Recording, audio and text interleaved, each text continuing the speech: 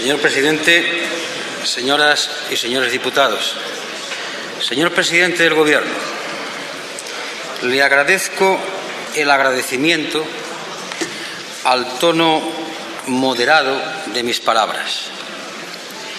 Pero es que creo que en España hay demasiada crispación,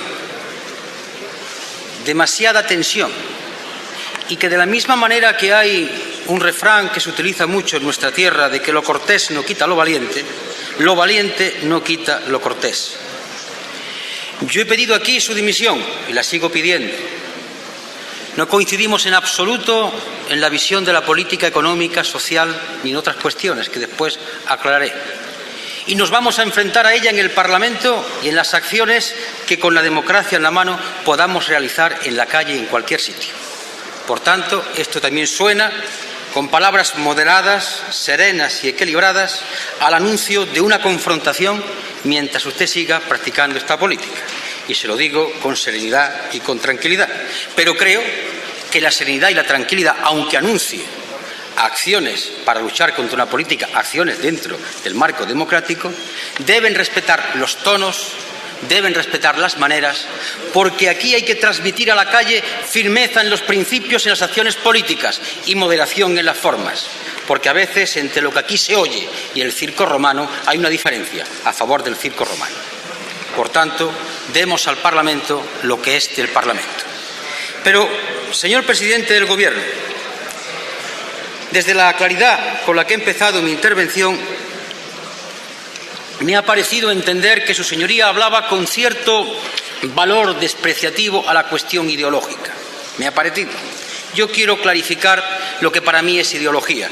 Ideología es el conjunto de valores, de comportamientos y de actitudes y de hechos. Y a partir de ahí se define una acción particular y una acción de gobierno. Yo sé perfectamente que en el gobernar, desde una modestísima experiencia, desde la plasmación de una línea política concorde con los valores que públicamente uno oferta en una campaña electoral, a veces hay que hacer determinados zigzag, pero el zigzag es una variación temporal desde el eje de la política que informa la acción de gobierno. Un zigzag pasajero, pero necesita un eje. Lo malo es cuando los conceptos de eficacia, de rentabilidad inmediata, de macroeconomía, comienzan por subvertir los valores de principios importantes y se presentan como la quinta esencia de la modernidad. Justamente eso hace posible que se siga diciendo que esta es la única política posible y se trae aquí al palmarés el 40% de precariedad en el empleo, el primer país de la Unión Europea, con el 24% de paro y el mayor número de accidentes laborales. Parece que esto no tiene ninguna importancia, puesto es un dato empírico, y este dato muestra ni más ni menos la aplicación de una política que se ha demostrado fallida y errónea. ¿A la luz de qué? Yo no voy a entrar aquí a hablar acerca de quién está más a un lado o a otro. Hablo simplemente de algo que a todos los integrantes de esta Cámara nos une: el respeto y acatamiento a la Constitución española. Yo he citado a propia intención artículos de nuestra Constitución. Y llegó el momento de definirse. ¿Son verificables, conseguibles los objetivos que allí se dicen? Lo que no podemos ir proyectando sobre el pueblo español, la esquizofrenia de hablar de la Constitución en 4 actos, 4 acontecimientos y hacer una política que está negando constantemente los principios constitucionales. Aquí hay que aclararse, porque eso introduce la confusión de nuestro pueblo y a partir de ahí la política está como está.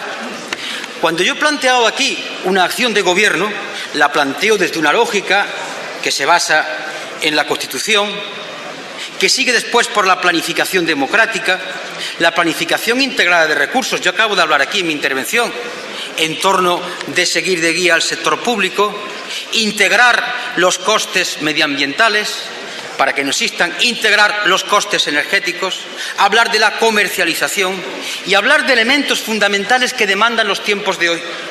Su señoría ha hablado con mucha vehemencia de la competitividad. A nadie se le escapa en que estamos en una llamada economía de mercado. Pero el problema que tenemos todos, señor González, es que no podemos levantar un altar a la competitividad, porque eso es impulsar a unos trabajadores contra otros y a unos pueblos contra otros en una auténtica lucha de la selva. Y lo acaba de deslizar su señoría en la intervención.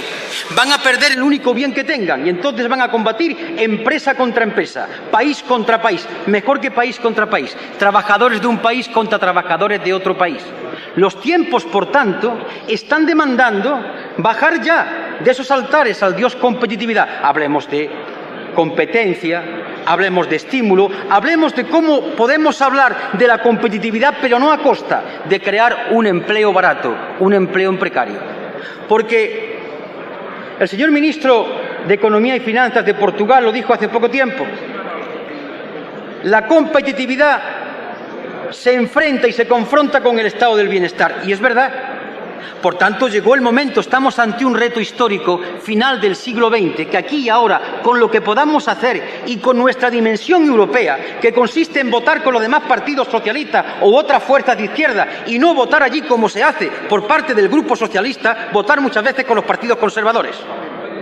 Se trata de buscar la coherencia aquí en esta casa y de buscar la coherencia allí en Europa, en torno a una salida. Porque la salida de la competitividad está llevando a lo que está llevando a este país en estos momentos. Por tanto, ¿qué significa? Se hace ideología con el sector público y la que se hace con el sector privado. Porque, ¿qué es esa lluvia pertinaz que está cayendo y arrojada además por declaraciones de los señores ministros y de su señoría, cuando hablan de lo público y de lo privado bajo la máscara y la cáscara de la ideología? Pero ¿cuánto ha costado Suzuki Santana y la SEAT? ¿Y cuánto cuesta reflotar la banca? Pero si este es el país que está reflotando iniciativa privada a base de dinero público, vamos a decirlo ya. Este es el país donde cohortes y cohortes y cohortes de llamados empresarios, le tengo un gran respeto al empresario, digo llamados empresarios, han estado viviendo de la teta del Estado, incapaces de generar una línea empresarial adecuada. Este es el momento en el que está haciendo crisis, ni más ni menos, una falta de capacidad de iniciativa. ¿Qué es eso de que el sector público está anquilosado? Pero ¿cuál es, señorías, el sector público que se está vendiendo? El que produce dinero, el que produce ganancias, porque la iniciativa privada no se va a quedar con el que produce pérdidas. En cuanto a la banca pública, vamos a ver. La banca pública es necesaria, es tan necesaria que en la Europa de los 12 la banca pública es el 30% del sector financiero y aquí estamos en el 10%. Fíjense si es necesaria. Pero es más, desde la filosofía económica que defiende el llamado mercado, se habla como necesario de un sector público para determinadas actividades. Porque el sector público aquilata, atempera, reordena, dirige, aconseja, influye, hace de brújula. Lo que dije en mi intervención es un motor moderador en cierta medida, desde una filosofía estrictamente socialdemócrata estoy hablando.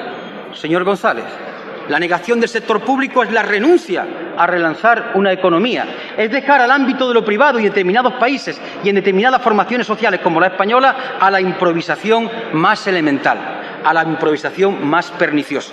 Señor Anguita, pero concluya. Termino.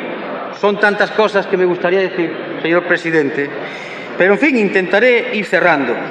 El señor Solbes, y hablando de la cuestión del gasto público y de las atenciones públicas, ha planteado, y creo que recoge sus declaraciones en el Financial Times, de que en España no se puede avanzar más hacia la privatización porque no hay grupos empresariales que lo hagan. Pero la intención, a verla, hayla. Y a verla, hayla porque además tiene una lógica que yo no comparto, pero la tiene. La tiene. La tiene en la medida en que la destrucción de tejido productivo está desecando la fuente de financiación de la hacienda pública, es normal, y además arrojando al paro y a cobrar el subsidio a montones y montones de personas. Y eso produce un problema tremendo. Pero a veces se puede mantener la educación pública, se puede mantener la salud pública, pero en una especie de ralentí para aquellas cosas que la iniciativa privada no puede hacer. Por experiencias personales no afortunadas, pude enterarme cómo a veces ciertos sectores de la medicina privada a la salud pública porque carecen de los medios necesarios. Y muchas veces la iniciativa privada necesita del soporte público en educación porque si no, no podía salir hacia adelante. Es mejor ya que se vaya diciendo claramente cuánta ideología hay en España en defensa de lo privado y atribuyendo a lo público todo el conjunto de los males. Basta ya de seguir con esa ideología porque es una ideología perniciosa. Y bien, el señor González ha dejado algo claro. Y no sabe, su señoría, de verdad cuánto se lo agradezco. Ha dicho que es imposible el entendimiento con Izquierda Unida o el programa común. El programa común, ha dicho su señoría, programa común, lo tengo aquí puesto.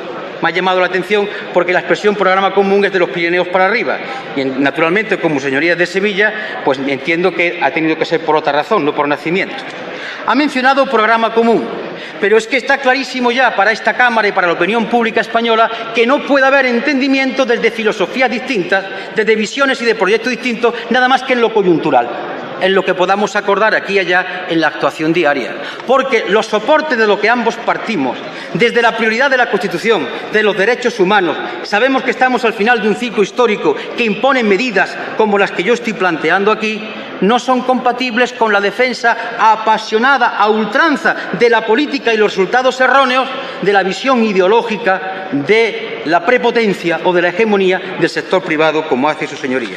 Y entrando en la parte final, señor presidente, el estado del bienestar está definido haciendo una media en lo que podíamos entender entre la Europa nórdica y la Europa del centro y los coletazos en la Europa del sur, ni más ni menos que en el mantenimiento de un nivel decoroso de pensiones, de un nivel decoroso de subsidio de desempleo, de un nivel decoroso de educación, etcétera, etcétera. Pero desde unas premisas que hoy ya no se pueden poner en marcha, por varias razones. Porque nos encontramos con esa imposibilidad del crecimiento ilimitado. Porque es cierto, señor González, que ante la tesitura de tener que optar por la sociedad de pleno empleo, mandato constitucional, mandato de los derechos humanos, mandato de la izquierda, con todos sus distintos matices, hay que ir a otras medidas y se las resumo en tres. Es una discusión que hay que hacer con los agentes sociales y con los agentes económicos. Pero el reparto de empleo o la reducción de la jornada laboral tiene pasos previos a dar. Y entre ellos es la discusión profunda, ¿qué es más importante, el salario directo o el salario indirecto? El salario directo o el sobre o los beneficios que recibe la sociedad en educación, salud, transporte, vivienda, las prioridades que por tanto devienen de la intervención de los poderes públicos. Podemos hablar también de las horas extraordinarias y podemos hablar, y esto es fundamental, el diálogo social. Y no ha habido diálogo social. Ha habido un lo toma o lo deja. Y le voy a demostrar a su señoría por qué no ha habido diálogo social.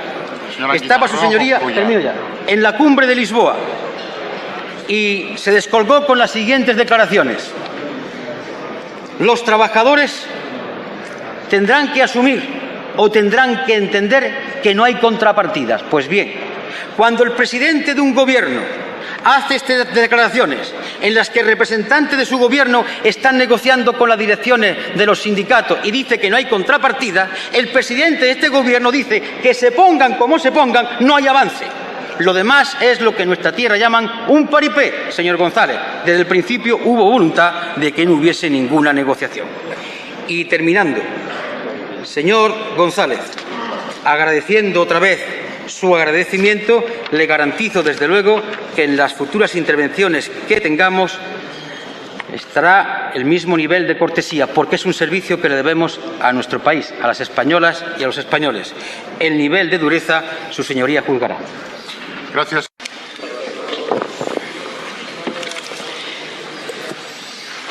Cuestiones con bastante brevedad. La primera, yo no he defendido el Estado empresario, sino el Estado participado, democratizado, tal y como está en el artículo 131 de nuestra Constitución. No salga de los términos de la discusión en la que lo he planteado. En segundo lugar, la peculiar visión de política económica la puede usted encontrar en muchos textos de compañeros míos, de otras fuerzas políticas, de otras fuerzas socialistas también, y en algunos de sus textos antes de que fuese usted presidente del Gobierno. Puede usted encontrar textos parecidos. Y le puedo decir después en qué textos en concreto, aunque aquí está mucho más profundizado. Se trata de que mientras los demás estamos manteniendo unos principios, consecuencia de un desarrollo y de un despliegue de la izquierda, hay quien ha pegado un salto a otro sitio. Y dicho, alguien ha pegado un salto a otro sitio. Y en tercer lugar, y termino, me gustaría que su señoría, en el transcurso de esta sesión, cuando lo estuviese a bien, ya que no asume ni acepta la dimisión, pudiese señalar si encuentra algún responsable en su gobierno en torno a los casos de corrupción. Y si lo encuentra, que lo diga aquí. Vayamos, que terminemos esta sesión con la sensación de que no hay ningún responsable. Señor presidente, porque se han repetido los mismos argumentos. Yo creo que los principios son los de solidaridad, los de lucha por la igualdad y la justicia, y creo que eso no se consigue con una política económica, no digo con un Estado empresario, sino con un Estado que interfiera excesivamente en la actividad económica o, como defiende usted, de coparticipar o democratizar. Yo creo que en la economía del Estado o la presencia del Estado no significa ninguna democratización. A veces significa incluso una carga añadida para los trabajadores, para los ciudadanos. Por consiguiente, seguimos discrepando. Y usted, en algunos casos ha habido quienes han asumido las responsabilidades políticas en el Gobierno. Los ha habido cuando se han podido determinar esas responsabilidades políticas. Y cuando se puedan determinar las presentes, siempre habrá quien asuma las responsabilidades políticas dentro de nuestro partido. Gracias.